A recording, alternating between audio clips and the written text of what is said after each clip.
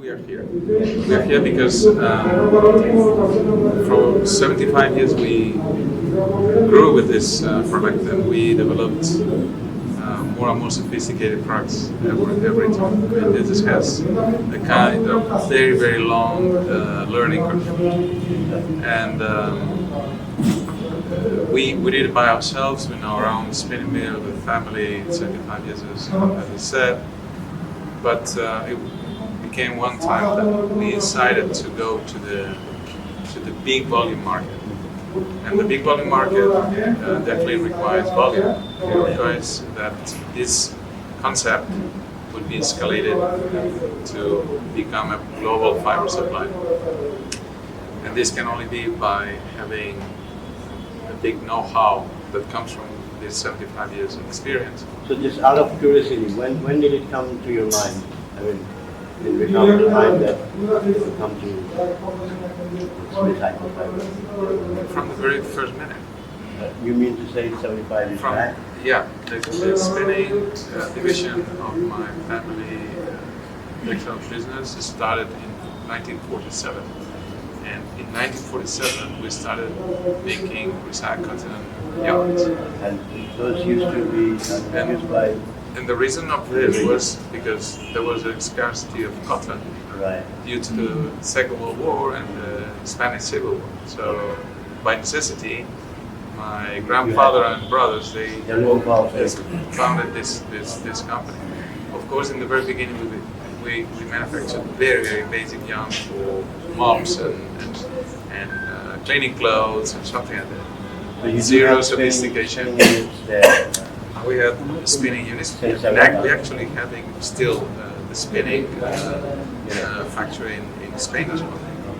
So the fact was in order to scale this concept, the only option was growing the recycled cotton production, because this is what is required to be used as a new ingredient by all the existing spinning capacity that you can find in the world. So it was much easier to grow just in the recycled than was growing also the spinning, because there is existing spinners in the world. And when did you start it commercially?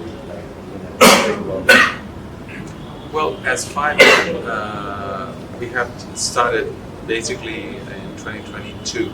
This is our main big fibre year, because definitely this new, I would say, entity that is Recover Textile Systems was born in 2020, thanks to the support of a private equity firm in the United States, Story 3, that believed in the project.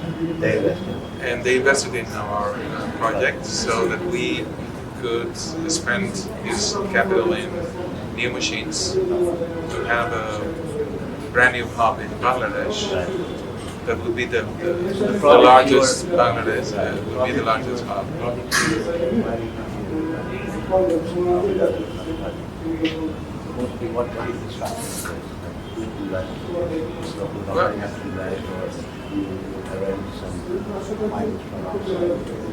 We have the majority of shares are from this private equity firm in the United States, Story 3. Then we also had a capital investment from Goldman Sachs. And then, my family still keeps part of the minority shares, yeah. And then this entity owns all the different hubs that we are starting, like Hub Bangladesh, or in the future Vietnam, or Central America, etc.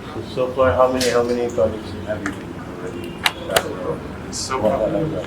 So far, as our prime production, we have Bangladesh and Spain, that is the original, and then the future projects will be Vietnam and Central America. These are the main ones. But we are really reading and screening the industry, because you know that sometimes there are some movements on the supply origin, and sometimes we have to decide to open a new one, whatever, Brazil, Turkey, wherever the textile is intensive. So one of the key point is the consumer, where there are more consumable, is it? I think the consumers are ready to buy these products. They love to. No, what I want to say is your raw materials. Yes. What is your raw materials? The raw materials are basically. I used garments. Yeah, we have two sources. One is post-industrial.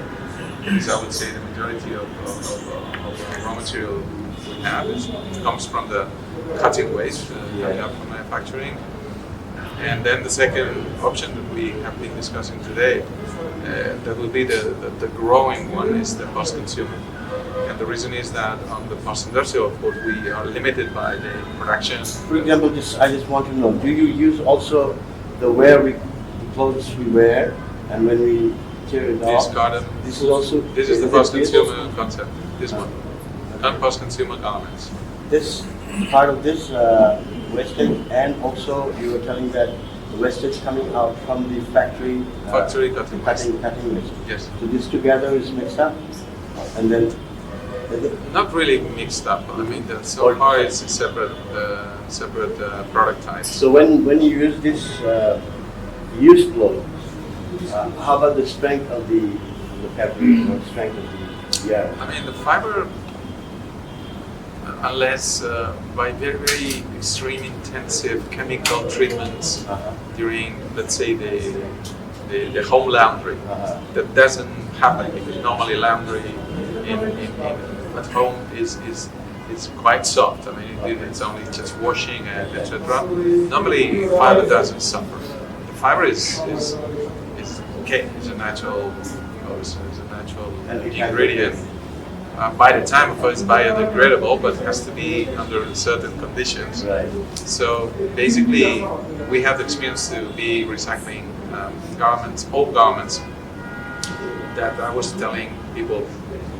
Sometimes they are even better quality than the garments that we manufacture today, due to the fact that in the past the price pressure was not so high, and therefore the qualities that were afforded by the garment manufacturers were better. I mean, it's in terms of spend money on the product. Basically, with this let's say intensive work to make the garment much more affordable for all. We have decreased the prices, we have decreased the cost, and sometimes we have decreased the quality. But definitely, times that we are considering will not be 100 years ago, but we are talking about garments that are really very, very recent, because people discard a lot of garments or don't use a lot of garments because of the fashion. They prefer to use the current fashion of garments, and maybe 3 years ago garments are discarded. So if I ask you about, you were talking about the price, people will have much advantage of pricing. So if you just compare with normal cotton yarn, used by virgin raw cotton, how is the price? It's very, very, very comparable. Like you know that normally cotton has a quite stable price, except when there are some strong movements on the market. But I would say it's very comparable. Very comparable. People think that recycled is more expensive. This is not the case. This is not the case. And well, the value is much higher than the virgin due to the environmental impact. But this is value. This is not really cost. And what do you see consumption of this fiber, recycled fiber, in the next 5 years? What is your research saying? My research, or our research, is that definitely we are much more people interested, brands mainly, interested in have this kind of ingredient in all their collections. The capacity we have today is big enough to cover all this demand. It will be a growing demand. It will be a growing percentage of this ingredient in the products due to the expertise of the manufacturers and the capability to also make fashionable products with this ingredient. It would be something that people will be more used to that, will be accepting even certain nature looks of this product, the character of this product, and I'm quite positive and optimistic on how this ingredient will become popular in the future. But of course, it will depend on the customer. The popular brands, they are outside this. They have the policy that you have to use certain part of. In Europe, 2021, 2030, it will be a mandatory regulation that at least 30% of the materials have to be recycled. Yeah. And also the brand retailers will be responsible for the, let's say, the post-consumer garment recycling or reuse.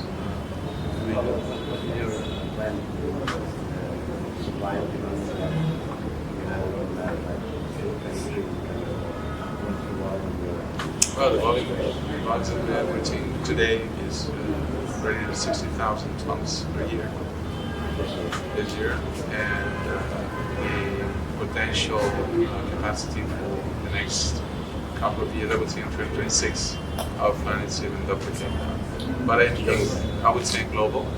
I think Bangladesh is already very advanced, so I think that we have more capacity in the current business we do.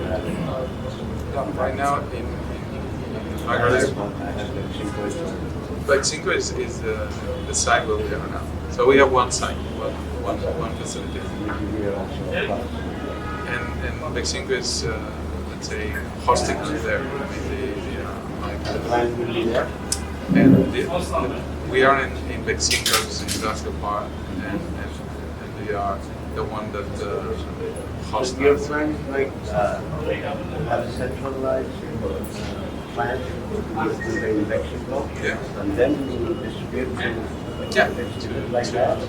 to Bangladesh customers and also to other countries' customers, India and Pakistan, etc. So, but in India and Pakistan, you don't have any products like at the moment, in India, projects in Pakistan, we have an agreement for one specific product, which is mostly denim. And we have an agreement with a manufacturer there that is producing our fibre there. But so far, the main, as I said before, largest and biggest and most important is Bangladesh.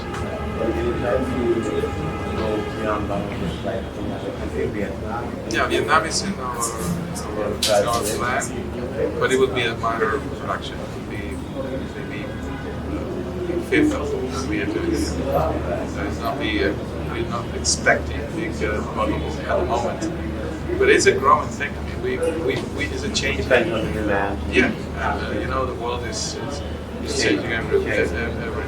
You know that geopolitically we have to watch what's going on because you know the products are somehow specialized in each country.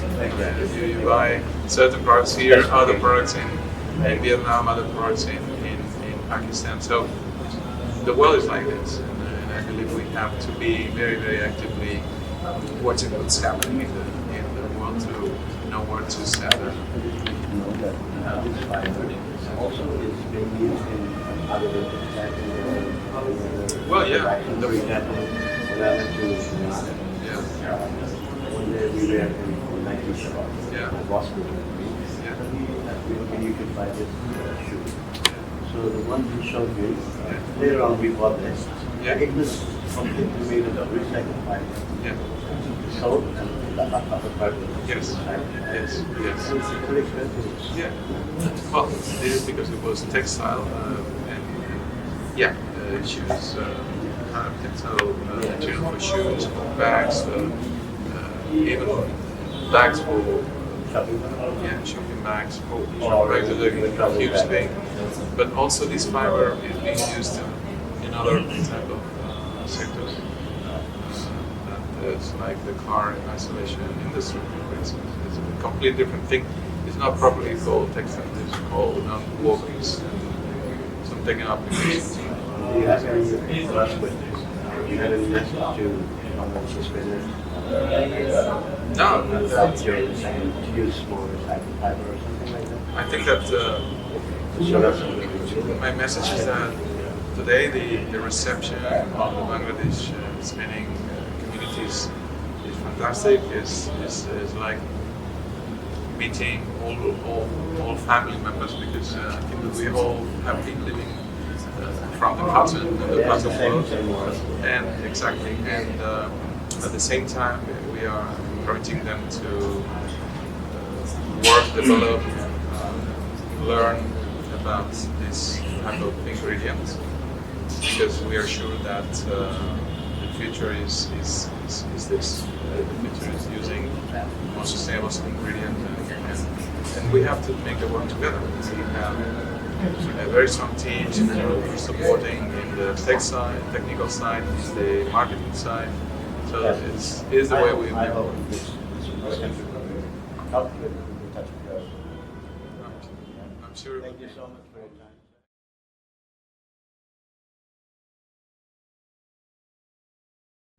time.